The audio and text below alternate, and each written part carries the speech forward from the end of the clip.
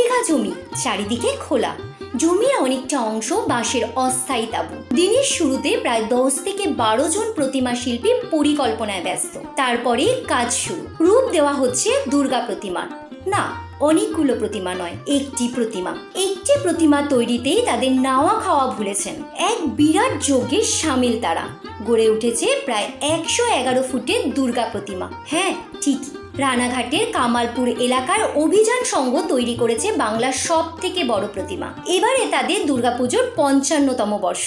গত বছরের পুজোর পর থেকেই পুজো কমিটি ভাবতে থাকে বিশেষ কিছু করার। সেই থেকেই এই সিদ্ধান্ত। প্রায় 1 বছর ধরে আলোচনা।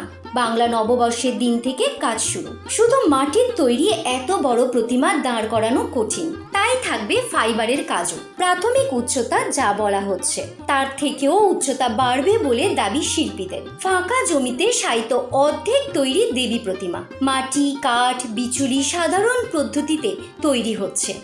এরপরে তা পাবে ফাইবারের রূপ। সেই প্রতিমা দাঁড় করিয়ে দর্শনের ব্যবস্থা করাই কমিটি ও শিল্পীদের কাছে চ্যালেঞ্জ। কারণ এর আগে কলকাতায় 88 ফুট দুর্গা তৈরি করে তা বন্ধ করে দিতে হয়েছিল। প্রতিমা শিল্পী নীতিশ মুন্সি বলেন, বৈশাখ মাস থেকে আমাদের এই কাজ শুরু হয়েছে। সবচেয়ে বড় দুর্গা প্রতিমা তৈরির চ্যালেঞ্জ নিয়েছি আমরা। প্রায় 10 থেকে 12 জন শিল্পী মিলে এই কাজ করছি। এখন মাটির কাজ চলছে, এরপর প্রতিমা ফাইবারের রূপ পাবে। পুজোর 10 দিন আগে প্রতিমা পুরোপুরি তৈরি করে দিতে পারবো বলে আশা করছি। আরেক শিল্পী বাপি পাল বলেন, আমাদের এই প্রতিমা ফাইবারের রূপ পাওয়ার পর উচ্চতা আরো বেড়ে যাবে। সেই উচ্চতা কত এখনই তা বলতে চাই না। মাটির কাজের পর প্রতিমা দাঁড় করাতে ইঞ্জিনিয়ারদের সাহায্য নেওয়া হবে। এখানে খোলা জায়গা রয়েছে, সাধারণ মানুষদের দেখতে অসুবিধা হবে না। পুজোর বাকি প্রায় 3 মাস। ধীরে ধীরে পুজোর প্রস্তুতি নিতে শুরু করেছে বাঙালি। ভরা বর্ষাতেও শরতের হাওয়া বইছে কামালপুরের বাসিন্দাদের মনে। প্রতিদিন তারাও দেখছেন মা সাজছেন। এটার উচ্চতা হবে 111 ফুট। এর থেকে বেশি হবে সেটা সিক্রেট থাকছে, এখন বলবো না, সেটা পরে বলবো। কি দিয়ে তৈরি করছেন আপনারা? এই ম্যাটেরিয়াল হচ্ছে প্রথমে বাঁশ দিয়ে স্ট্রাকচার করা হয়েছে, তারপর খড়, মাটি, ধানের চিটে এগুলো মাখিয়ে আমরা মাটির কাজটা করেছি। এরপরে ফাইবারে কাস্টিং হবে।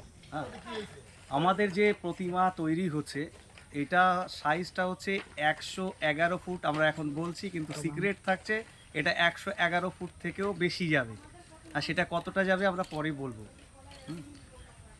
আমাদের এই ঠাকুর তৈরি হচ্ছে ধরুন ফাইবারের। এখন তো মাটির দেখতে পাচ্ছেন, কিন্তু এটা মাটির থাকবে না, এটা ফাইবার কাস্টিং হয়ে এই ঠাকুরটা পরে ফাইবারের হবে। কারণ কি, মাটি দিয়ে তো এত ফুট কাড়া করা সম্ভব নয়।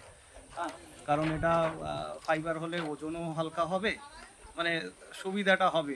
এত বড় দুর্গা যেহেতু, ফাইবারে কোনো দুর্ঘটনা ঘটার সম্ভাবনা কম থাকবে।